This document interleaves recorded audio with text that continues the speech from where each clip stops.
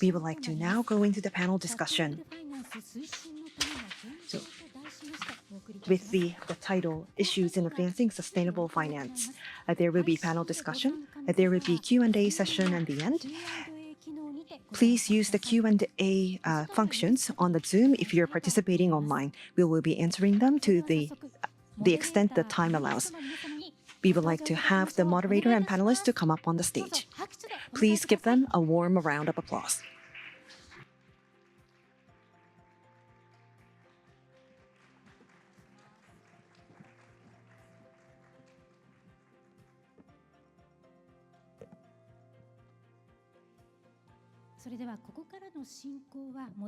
I will hand over to Mr. Takada Hideki, Director, GX Acceleration Agency, to take the moderatorship. Please take the floor. Thank you and good afternoon. I am the director of the GX Acceleration Agency. My name is Takada. I'm moderator and panelist of this panel discussion. At the beginning, I would like to describe the purpose of this panel and introduce to you the panelists. Or we will ask each panelist to introduce themselves, so my introduction will be very simple. Now, let me take my seat. The objective of this panel is to discuss the issues in advancing sustainable finance, and we're going to focus on transition finance. We're going to speak about the status quo, the challenges, and the future pathways, and we will be seeking the interventions and contributions from each panelist. Let me briefly introduce to you the panelists. Watanabe Tatsuro-san of Mitsui USK Lines. Daiwa Securities, Ms. Nigishimami. Societe Generale Tokyo Branch, Mr. Bruno Gosorgu.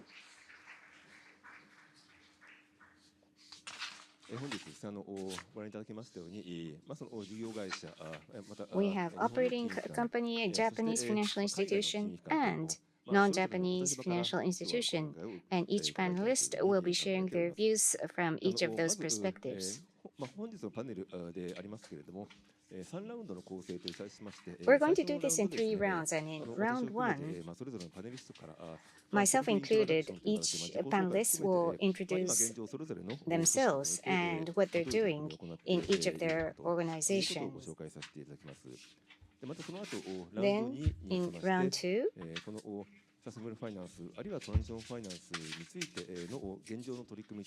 the current initiatives and challenges of sustainable transition finance, and in round 3, in order to further expand transition finance, what's needed. So we will speak about the future in the 3rd round. And at the end, we're going to leave 5 minutes to accept questions. So be ready to participate in the Q&A session at the end of this panel. So let's begin with round 1 and ask each panelist for the self-introduction. First, if I may, from the perspective of the government, let me introduce to you the government's position and the role of GX Acceleration Agency. GX Acceleration Agency. You may not be familiar with this organization. It's a new organization only born on 1st of July this year. I'm going to talk about the initiatives underway by the Japanese government in the area of GX green transformation.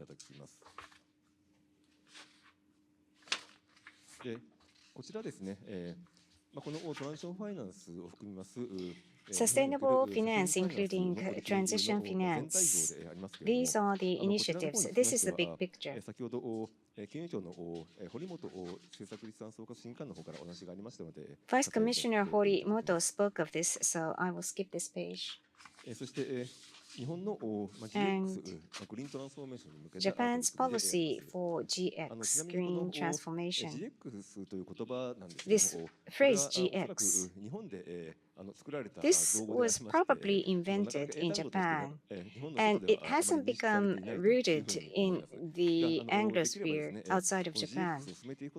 But we want to promote this word so that it becomes rooted in the English-speaking countries as well. という概念なんですけども、 So this concept of GX, 2050年までの by 2050, we want to achieve そして decarbonization, 同時にですね、 and at the same time, 日本の産業競争力の強化と we wish to そして strengthen 経済成長 Japan's industrial これを同時に competitiveness and 達成すると economic いうところが growth. この So GX の非常に重要なポイントです。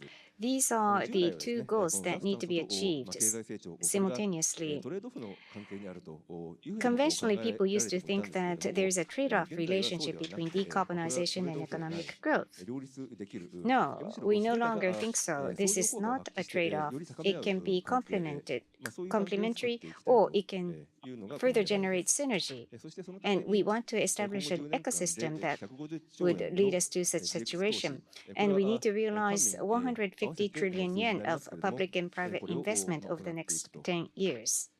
その150兆円のうちです And ね、 of the 20 150 兆円程 trillion 度 yen, は about 国の 20予算で trillion 出していくという will こと be としており earmarked ま by す。 the national government's そして budget.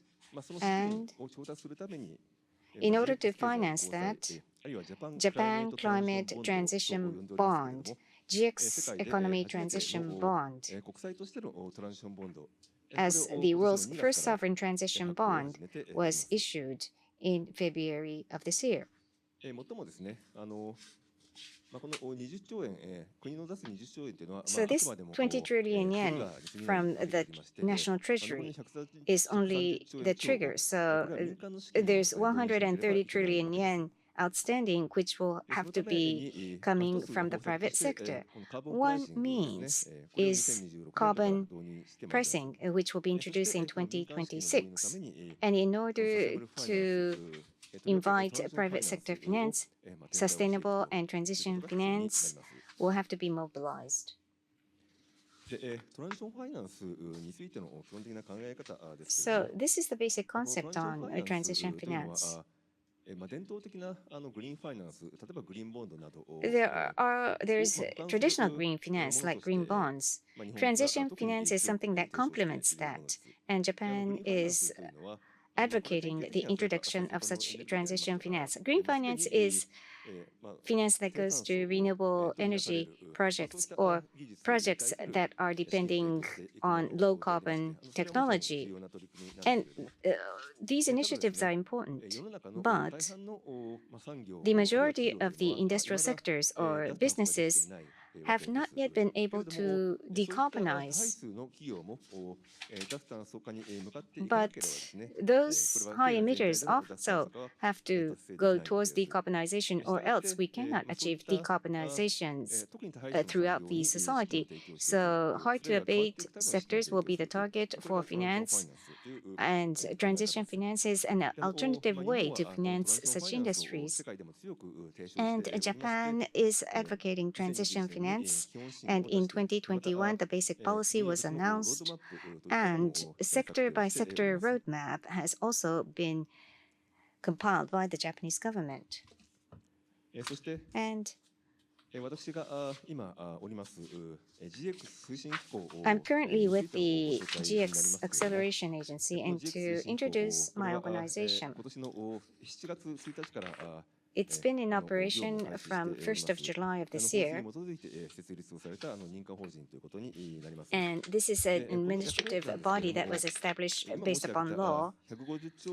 And what is the role? Of the 150 trillion yen, 130 trillion has to come from the private sector, and our mission is to promote such financing. And there are three arms of activities. One, financial support. we provide debt assurance and debt guarantee to private sector projects in order to promote innovative technology-based projects where the total risk cannot be borne solely by the private sector. And from 2026, from fiscal 2026, a carbon pricing and emission trading system will be introduced, and those will be managed by the acceleration agency. And thirdly, in addition to those two roles, in order to further promote GX and to do communications inside of and outside of Japan, we need to act as the hub. So these are some of the activities we need to engage in, and that concludes my introduction of our activities. Now, Mr. Watanabe of Mitsui OSK.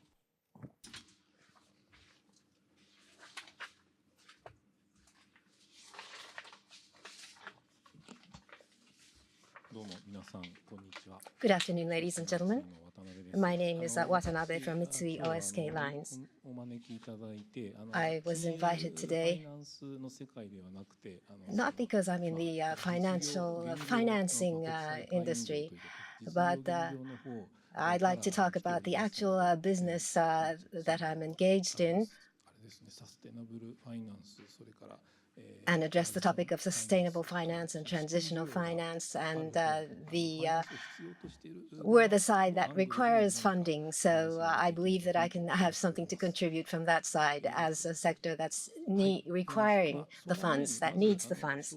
And so with regard to MOL's approach to create sustainable society and what we're doing toward that end, let me address that to some degree by way of introducing myself. So this is MOL's size. This gives you an overview of the size. We are celebrating the 100th year since establishment of the company. If I go into all the details, I will not be able to finish in 5 minutes. So in terms of the number of vessels that we have, 873 is the number of vessels that we have. And we're putting this size of fleet in operation at all times. So worldwide, maybe there are only 2 or 3 companies that have a size comparable to this.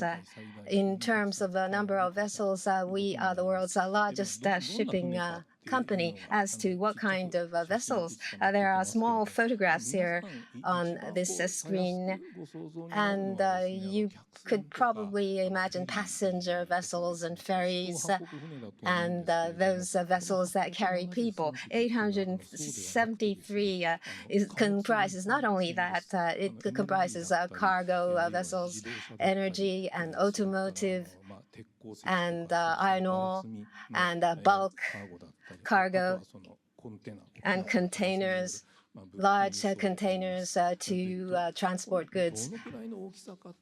And to give you an idea of the size, they're quite large. The longest would be 300 meters or 330 meters. The largest would be container vessels, which could be as large as 400 meters. So Tokyo Tower is 333 meters. So if you put the Tokyo Tower down sideways, that's the size of vessels that we have to carry goods and to support people's lives. Containers are such that there are long ones and short ones. Some of you may have noticed this. The short ones are such that we can carry 20,000 in one go. And when it comes to automotive, 7,000 cars can be transported through one journey. And at the bottom, there are photographs. LNG vessel is the second from the right is an LNG vessel, and it's 200,000 households. The Shinagawa Award, the amount of natural gas, liquid natural gas that is can be used up in Shinagawa Award can be carried through just one journey of the vessel. So it's very efficient. And if you ask if it's very convenient, It's not like a parcel delivery service where you can designate the time that you want the delivery, but it's a very environmentally friendly transport mode. And if you could look at the pie chart, it says 90%. That's on a weight basis, the percentage of the world trade volume transported by sea. So 90% is transported. If you count the ones that start in Japan and end in Japan, that's 98%. So it's a very highly efficient transportation mode. And in English, toward the upper right, it says hard to abate industry. Decarbonization is very difficult for this industry. And the reason I say this, that there's a long distance travel by ships and it's away from land. So electrification is not a solution that we can resort to. And the vessels that are running at the moment, we're trying to change that to operate on fuels that don't emit CO2. It's very difficult, but 2021 in June, at an early point in time, we said that by 2050, most of the vessels that we have will have net zero emission, and we have publicly announced that we would do that by 2050. And so what can we do to create vessels that don't emit CO2? Basically, there are two ways you can go about it. I was about to mention earlier that if you operate these vessels, fuel oil is such that we burn oil and CO2 is inevitably emitted. And we change that to low emission LNG or methanol or ammonia to convert fuel in that way. And so we could reduce by 70% in 2050. That's what we want to do. And later on, I will be explaining the operation efficiency. We'd like to introduce equipment to improve operation efficiency. Wind Challenger is our unique technology. We use wind power to help operate the vessels. By attaching that, 20% can be achieved. But there are very small vessels, and Mitsui O.S.K. has a lot of places in Asia, so there are different shipments and people's lives are supported through maritime transportation. So we cannot do everything just through these two means. So negative emissions we would have to buy to offset, and that is what this diagram shows. 2050 zero, that seems like a very distant future. So there are milestones to take us up to 2050, which we have designated last year. If you look at this, 2025, by next year, fuel efficiency would be improved 5%. It's toward the middle, and that's we've achieved that. We've accelerated, front-loaded that, achieved that this year. And so we're not only saying this, we are taking action where our words are. Wind, and the good part about the Wind Challenger is that this doesn't need a lot of explanation. The general public, students, and everyone understand what we're trying to do. It's like sail ships of the past, and we use the wind on the ocean to support the running of vessels. 17% maximum is the improvement of fuel efficiency. On the average per day, 5 to 8% is what can be achieved, and that is what we're working on. And lastly, within environment sustainability and our initiatives in this area, one company alone cannot contribute. So within the industry or beyond industries, we cooperate within the value chain. Collectively, we are working and we are taking part in such initiatives. And that's what this slide is about. And in doing all these things, a lot of money is required. And next to me, we have Ms. Negishi of Daiwa Securities. In January of this year, shipping industry, not only Japan, but worldwide, we had issued the first blue bond with Daiwa Securities as the lead manager. So this is the first attempt in Japan or worldwide. Thank you. Thank you very much. Negi-san of Daiwa Securities. This is Negishi from Daiwa Securities. I am very honored to be able to talk about this transition financing. So for Daiwa Securities, I have prepared this simple slide. In the group overall, we are promoting the ESG, and Mr. Ogino, the president, is leading this. And I am in the sustainability solutions department, and the financing and ESG strategy, how those two could be linked, are being proposed from our department. In a nutshell, sustainable finance proposal is what we are providing. I myself had been involved in the bond issuance. I have a long experience, and I have been working in Daiwa Securities for about 20 years, and out of that, half has been spent on arranging the bond issuance. The remaining half, I have been spending my time at work in Southeast Asia, and I had been in Vietnam very recently. I think Asian sustainability transition is part of the session today. And in Vietnam, when I was there, green transformation had not been discussed at all. And when I came back to Japan, the market had been inclined towards sustainable finance. And this discrepancy between Japan and Southeast Asia is still very big. So this is the track record of what kind of projects that we have been working on. As Mr. Takada mentioned, the transition bond in which the Japanese government had issued, we had been the structuring agent. The government, how it's positioning the transition bond, we were able to gain an understanding through that project. And as Mr. Watanabe mentioned, the world's very first blue bond in the marine sector by Mitsui O.S.K. Lines. So this is the bond related to the taking care of the marine ecosystem. And Poppins, Gakken, and in the equity financing, we have been working on those projects as well. So there has been some expansion. So that will be all from my side. Thank you. Thank you very much. Bruno of Societe Generale. Good afternoon, ladies and gentlemen.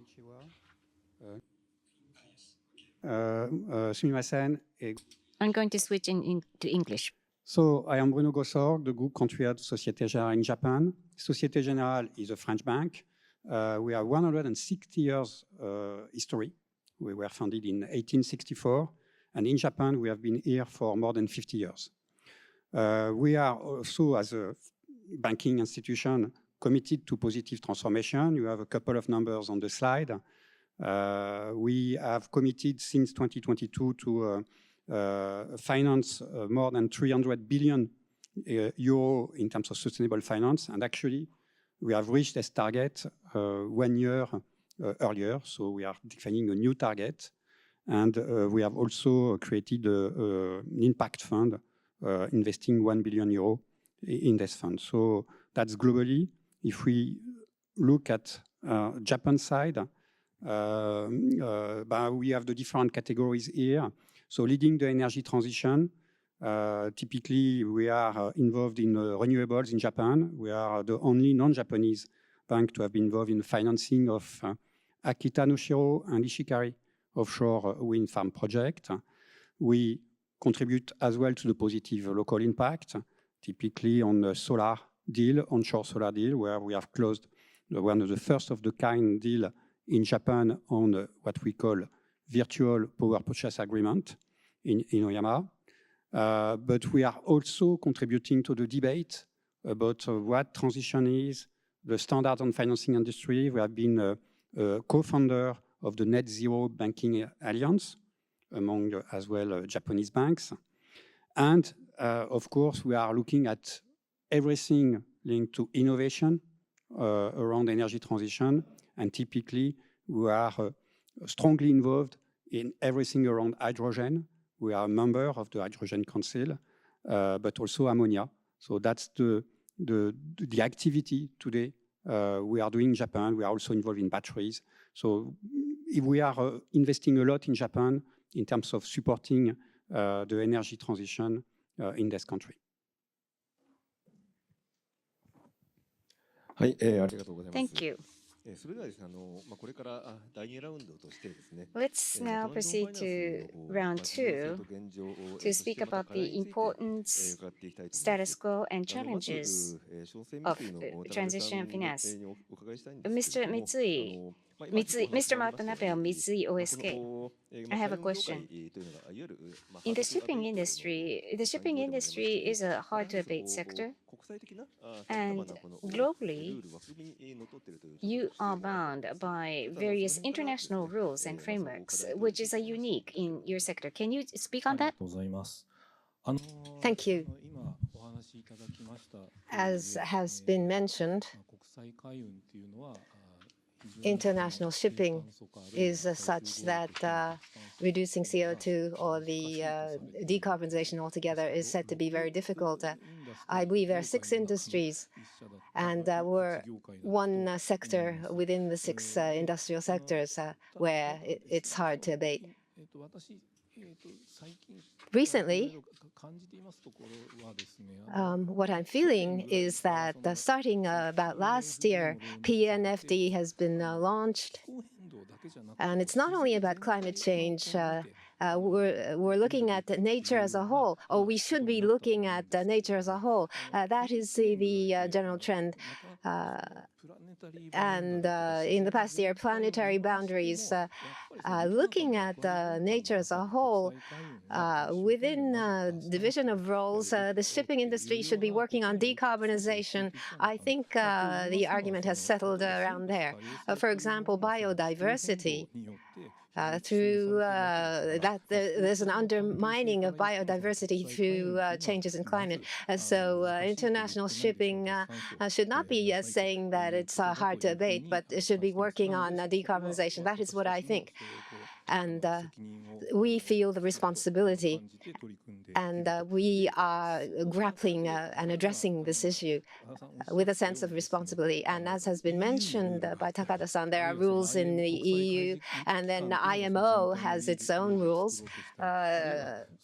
They're attempting to create a general rule, and other countries, different countries have their own rules. And our ships at all times are traveling in all parts of the world. They're moving around. So the regional rules consistency is and aligning with regional rules is where we find it difficult because there's no consistency, and that makes us unique. But it's difficult, but about 90% of what people need are carried on ships. So international shipping should be zero emission. Otherwise, the whole mankind would suffer. And so we need to move forward. And there's a sense of responsibility and transition finance and green finance to address these topics. In Asia, there are different shipping companies. There are large companies that operate large containers like Maersk. And then, on the other hand, Mitsui OSK and Japanese shipping companies transport to the global south. And we have various kinds of vessels, various types of vessels, and we do many different things. So decarbonization or sustainable society, in order to achieve that, we need solutions that are diverse as the different types of vessels that we have. So In terms of finance, it's not only about one solution. We should be looking at a lot of solutions which need to be supported. So if we could work on these solutions together, I think it would be very gratifying. Thank you very much. Those are challenges unique to the shipping industry that is globally active, as well as the importance of your sector. Now my question to Negi-san. As was touched upon, there are diverse challenges in sustainable finance and transition finance, and your brokerage is dealing with quite pioneering, innovative deals. From your perspective, what are the challenges in sustainable finance? Thank you for the question. Currently, in the bond issuance, 25% are SDGs-related bonds, which uses sustainable financing. But this number, in the recent years, we see an increase. However, it's recently flattening out. It has not been able to go beyond the 30% threshold. So most of the issuers who would like to issue has already issued it, and the players who are not issuing it is not thinking about issuing the sustainable bonds at all. It's the same in Europe, and it peaks out around 30%. So sustainable finance, it should be the assumption of the market. So what we need to do to get there is that sustainable financing will be conducive to adding on corporate value, not just improving the company's reputations. In the equity, there is SX companies which are issuing the equity, and if it is reflected to the share prices, I think that people will be more convinced. Thank you. There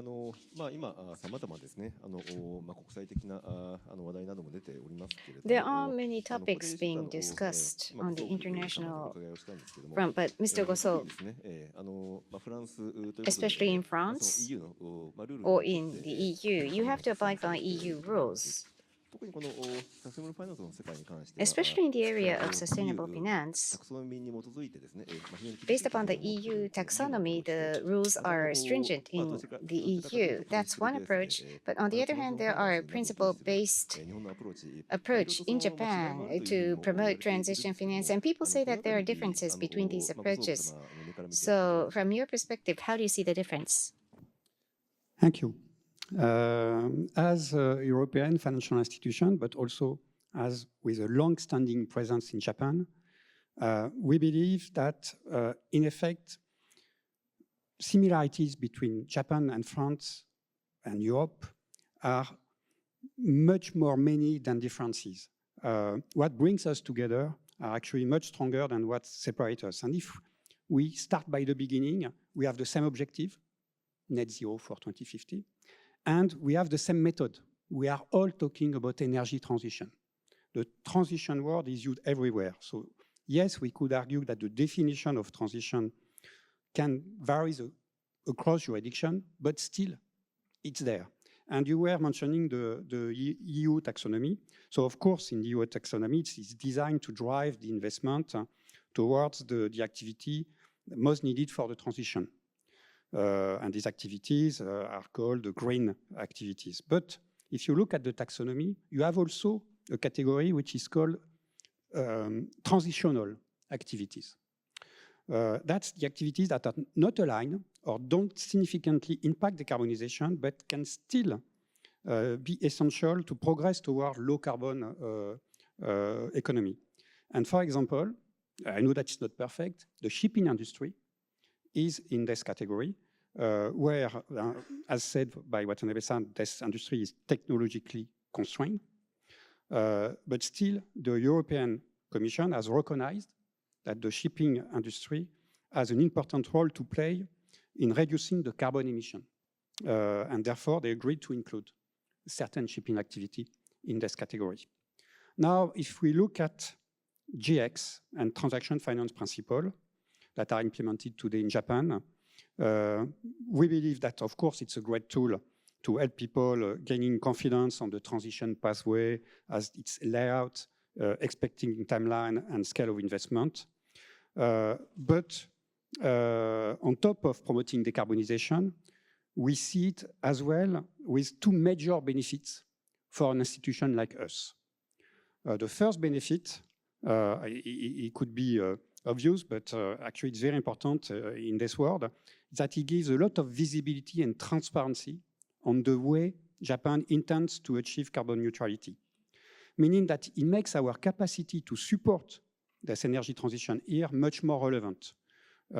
As an example, we have a 25-year experience in energy transition in Europe and in Japan. Because of this visibility, because of the rules which are being implemented and which are completely transparent, we are being able to be involved in renewables, in batteries, in low carbon hydrogen and ammonia. That's the first advantage. The second advantage, I would even say, not more important, but very important, is that more transparency gives us more capacity to explain to Europe what is happening here. What type of innovative solutions are proposed by Japan, both in terms of technology and financing techniques, so that best standards and ideas can be shared across geographies. I take one example because it's quite emblematic of current discussion. We are sharing on a regular basis with our headquarters in Paris the way Japan is moving ahead on low carbon hydrogen and ammonia, including co-firing. And these discussions are moving ahead and create a kind of common ground on what are the best way to move towards decarbonization.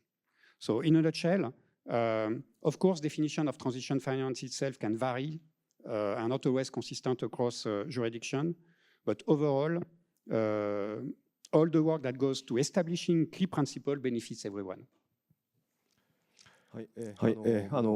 Thank you, Bruno, for those comments. At the moment, in Europe and in Japan, you said that there are more similarities than differences between Japan and Europe. And you said that by deepening discussions between Japan and Europe, that it's possible to deepen our understanding. And those were extremely positive points, and thank you.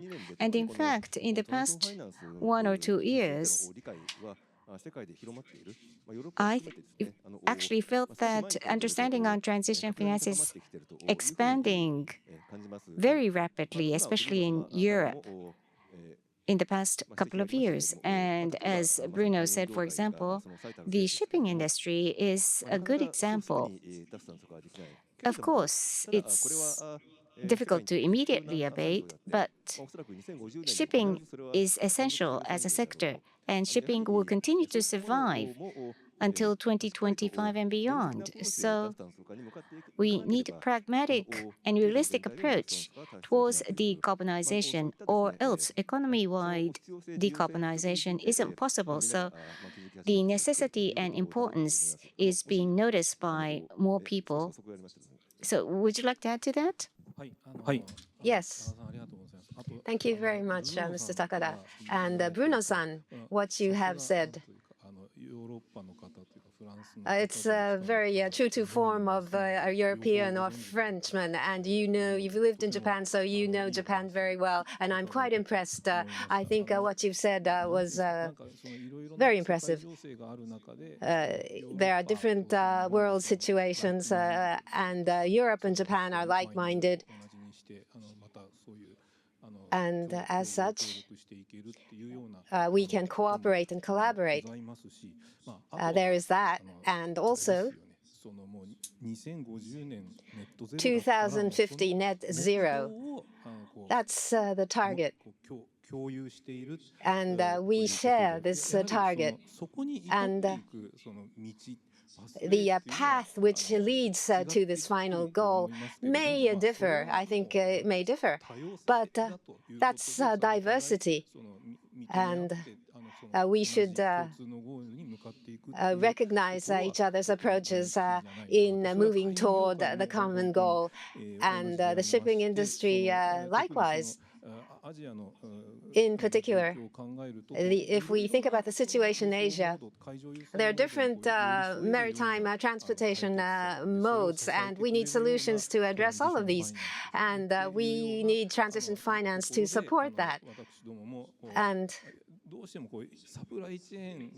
we tend to, when we operate supply chains, we directly have contact with the people in our supply chain. And so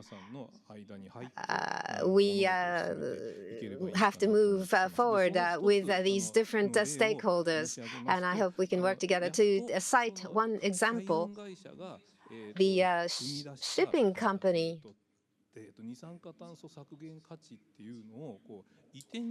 generated CO2 reduction value and the transfer of that. It's a voluntary system at the moment, but this year it's accelerating at a considerable speed. So using this transfer system, not only the shipping industry, but the society as a whole, we hope can work to reduce CO2 or get rid of CO2 and would support production to support the manufacture of such fuel, and finance would be important here.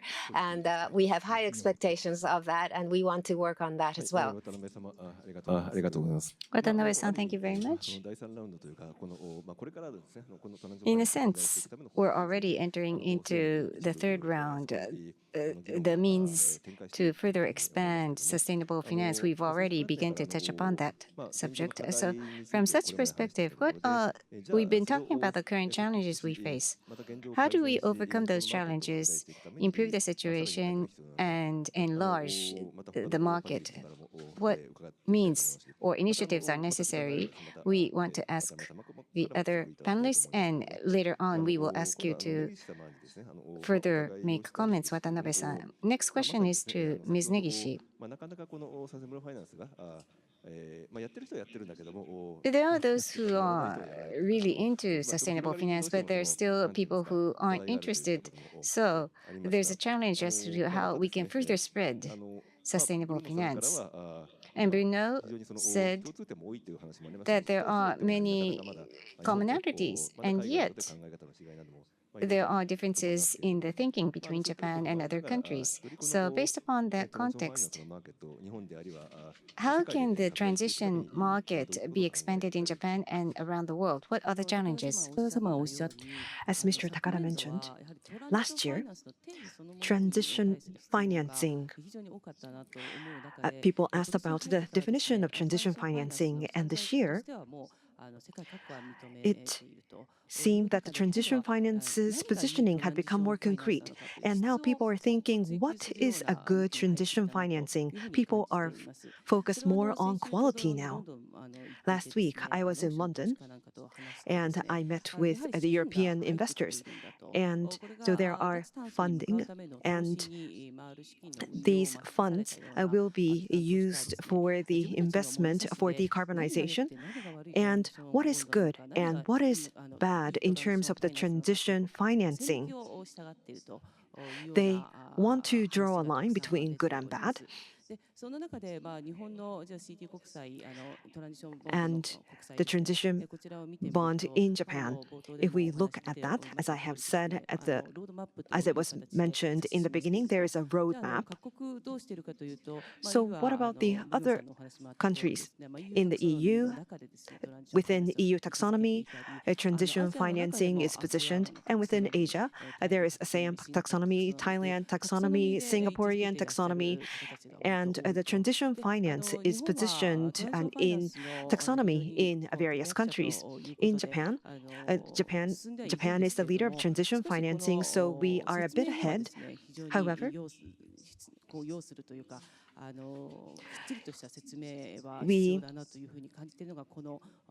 believe that there needs to be a thorough explanation, and we need to have more explanation about the threshold. So we have selected a different pathway from taxonomy, and people are highly evaluating this. And so we need to be able to explain this well in order to expand the transition financing, and we would like to contribute to that process. はい、ありがとうございます。Thank you very やは much. りですね、このタクソノミーアプローチの中でも、Taxonomy トランス approach ファイナンスの考え方などは取り入れてられてきて is one of the frameworks that takes up this idea of transition finance. And yet, it's not that in comparison to the taxonomy approach that has stringently defined standards, Japan uses principle-based and use the word threshold, but including the details, communication is necessary. That was the point. Now, turning our eyes to other countries, Bruno, I seek your comment.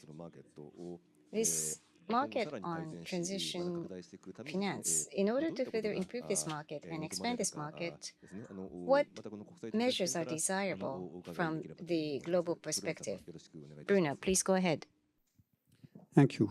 I would first say transition finance, it's a great concept, and it's applying rules, guidelines on a reality. I think we are all doing transition finance without naming like that, frankly.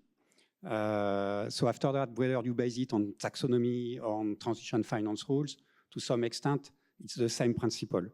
So what we should promote in order to expand this market, first, but I would say it's generic, it's not only transition finance, it's a lot of things on the energy transition world, is to keep the capacity to adapt. Energy transition landscape is dynamic, it's changing all the time. And it drastically evolves through time because of technologies, because of economic conditions, because of geopolitical situation, because of regulatory changes. So probably the energy transition landscape in 5 years' time will be completely different or structurally different from what we see today. We need to be careful because it's a long-term commitment, so we need to stay focused, we need to stay consistent, but we need to be agile and pragmatic. And I think that's exactly what Japan positioning is today. You have the concept of transition finance, and we see that it can be adjusted to adapt to the reality of the world. So for me, it's very important to keep that. I hope that the EU taxonomy will follow the same path, but they will have, because again, certainties of today will not be the certainties of tomorrow. And the second, but we said all that together already, it's international collaboration. So of course, one goal, many paths, but still, as far as we can, if we can promote global standards, it helps everybody to move forward. So the fact that the EU is putting something on the table, Japan is putting something on the table, create the debate, create the discussion, and allows to converge gradually. So for me, that's the kind of things we need to carry on promoting, and will promote and make growing the transition finance concept, international collaboration. Thank you. Thank you, Bruno, for that intervention. You said capacity and adapt. Those words are very relevant. We need to adapt to the changing landscape. And I'm in full agreement. And I think that speaks of the principle-based approach that Japan is pursuing. One advantage is the flexibility and adaptability of such approach. And there is evolution of technology continuing in 5 years' time, in 10 years' time. We don't know what the mainstream technology would be. No one can predict. That's the world we live in. And the situation surrounding ESG and sustainability may change with time or by region. For example, in Europe, in Ukraine, there's a war ongoing. If it was before, sustainability, ESG used to be the opposite side of defense. But then in order to protect human rights, maybe defense is necessary. So ESG budget should be allocated to defense. Fossil fuel may be important as a transitionary fuel. That kind of concept has emerged as a result of Ukraine.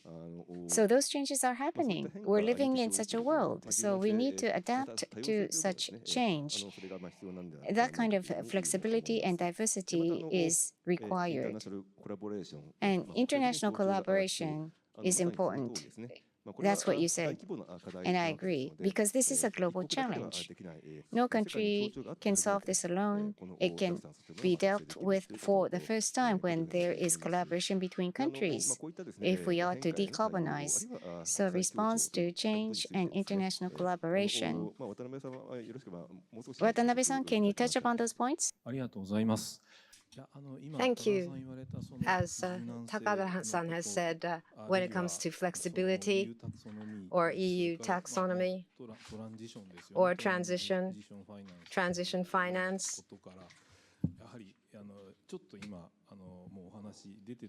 since this subject was brought up earlier, if we were to pick a keyword from the shipping industry, that's natural gas. That is presently the next generation vessel fuel was said to be had to be zero emission, but this is changing, and I believe this is a change that we're seeing in that worldwide. To operate commercial vessels, 300 million to 400 million of fuel oil is necessary to operate these vessels. And if we were to convert that to one single fuel, that's not possible. So a very ambitious target, or something that would strike the chord, a narrative story that would strike the heart's chord is important. But the numerical analysis is very important. 25%, 30% versus oil, that's the reduction of emission achievable. But control transmission, in that context, LNG as a vessel fuel should be used. And also the same engine, LNG engines would be using not fossil fuel derived fuels, and it's impossible to do that. And so we need to be realistic in terms of finding solutions. There's no engine that can use ammonia, that operates on ammonia. So what is doable now is something that we should be thinking about in finding approaches. And transition, the word transition, I believe, is an important word indeed. Thank you. Ms. Negishi, including those points, would you like to make further comments? Thank you. Transition financing. From that perspective, I would like to make supplementary comments. Domestically and abroad, I think that the perspectives are a bit different. Domestically, how the financing is allocated, when we consider it, what we cannot avoid is the discussion about nuclear power. After the 3/11, the safety of nuclear power has been drawing a lot of attention. How that would be brought into the transition financing is one concern. And if we look at European countries and others, there is no questions made about nuclear energy. It is considered as green energy. Most of the countries treat nuclear power like that. As Watanabe-san mentioned, the hydrogen and ammonia, especially ammonia, There's a lot of questions asked in that area because it's still in the stage of R&D. It is very hard to conduct goal setting related to it.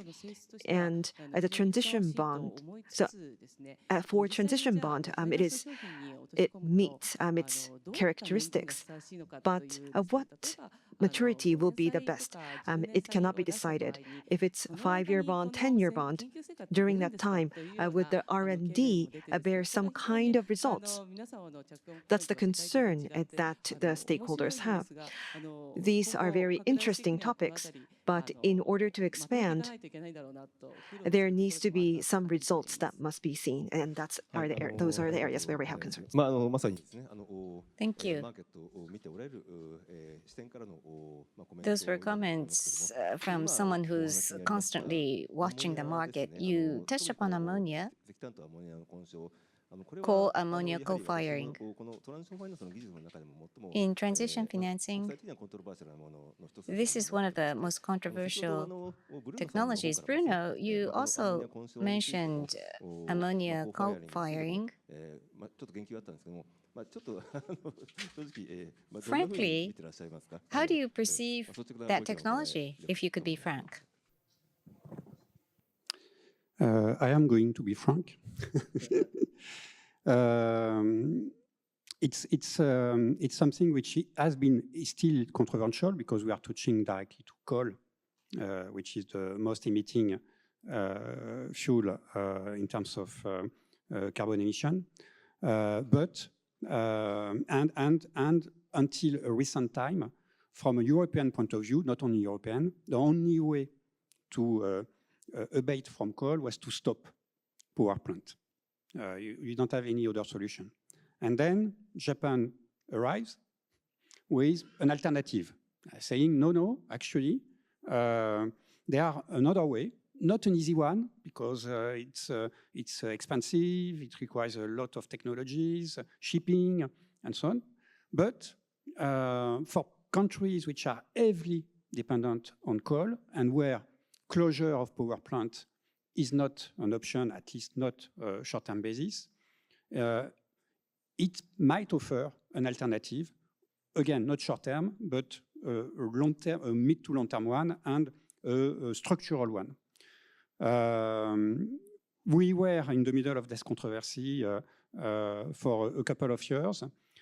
We are in Japan as a financial institution, so that's where I was saying transparency, putting everything on the table is very important. So we read all the documents, we read the technical part, we saw a lot of companies, financing and corporates were about it, and we make the case. We make the case to Paris saying, hang on, you should look at it. Okay, up to today, you say we just need to stop, but perhaps we can transition.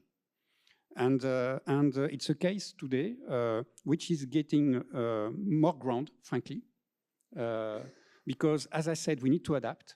And it's a typical example. 3 or 4 years ago, it was not in the radar. It is today. So we need to debate and discuss.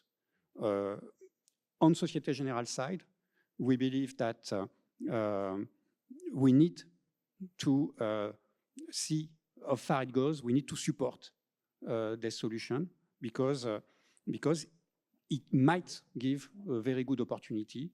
And what we have said is that Japan is very serious about it. They are going to go for it. So we need to explore and support. And so I'm very frank, but I'm very positive as well. But it has been controversial. It has been a long series of debates. That's why I was talking about adapting, because everything is evolving very quickly. And certainties, we need to be careful about certainties. Thank you very much. In a way, that's reassuring and very encouraging to the Japanese stakeholders. Those are who in that sector, but there is room for discussion. So transparency in the debate must be secured.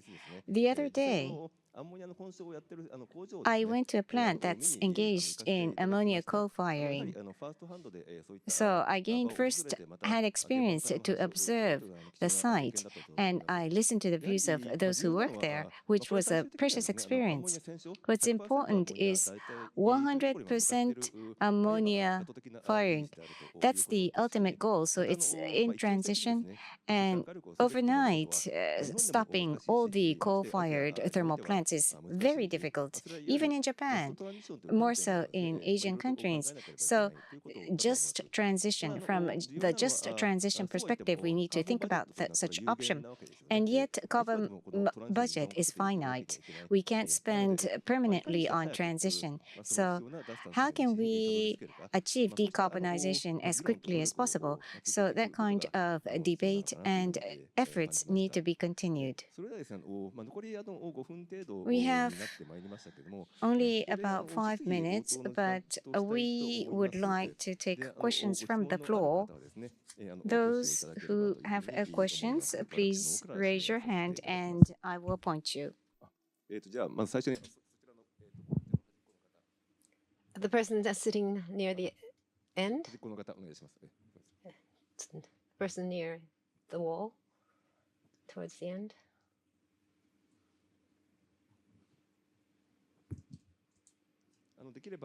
If possible, could you state to whom the question is addressed? Thank you very much for the insightful panel. So my name is Farhad Taqizadeh. So my question is to the financial institution, to Daiwa Securities, and also to Societe Generale, if you want to answer. So as today's forum is on sustainable finance rather than climate finance or green finance, so as we see, there is more attention to energy sector and climate. And other aspects of sustainability, such as well-being, gender equality, social aspects, are mainly neglected globally. So, but if we want to achieve the sustainability, we need to pay attention to all sectors, not only to climate change and to energy transition. So what mechanism, what are the policies needs to be taken into account in order to make those sectors also bankable and profitable for the private investment, in order to bring more investment to those sectors as well? Yeah.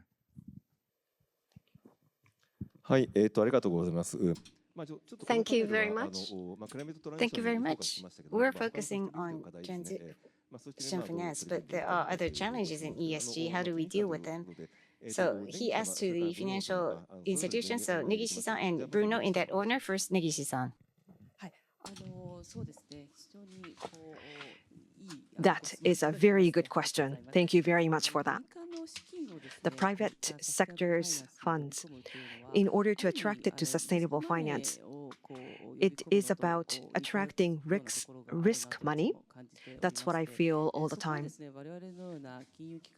And the financial institutions like us, how we would be able to reduce the height of the hurdle of investment and how we can make it transparent would be the key in sustainable finance. I think that there are some ambiguity that remains. So currently, there is a focus on impact. The investors would like to know what kind of impact would be derived after the investment. If they want to make that clear. And so that's how we make our products. Thank you, Bruno. Thank you for the question. So I think you're right. The first focus, obvious one, was climate change, so decarbonization, and that's where the industry and financial institutions first put their focus. But we see, that remains a focus, obviously, but we see more and more view and awareness on other topics, typically on biodiversity. Now we have on Societe Generale side a policy, sector policy on that, which cover both the deforestation, but also the fact that it's responsible growth. We have more and more, Societe Generale is also a member of the Poseidon, so ocean and maritime type of protection. So more and more financial institutions look at it as a holistic view. The starting point was heavily weighted towards energy transition, but gradually we are moving on all sectors with the same principle. We put rules in place, we look at what is happening, and we redirect the financing, or we influence the best we can to promote the other sustainable goal we can see today as listed by the UN. Thank you very much. I saw a few other hands, but apologies, we have to close. So I will conclude the panel, but again, my impression after participating in this panel, international collaboration is essential in promoting transition finance, and we have seen evolution in the global understanding. If this panel had been held 2-3 years ago, the substance of the debate would probably have been different.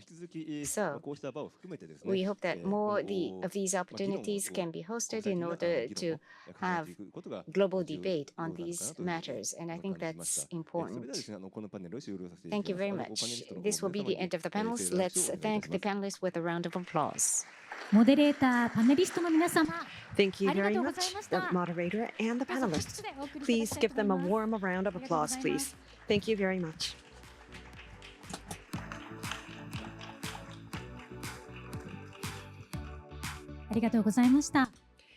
Thank you very much.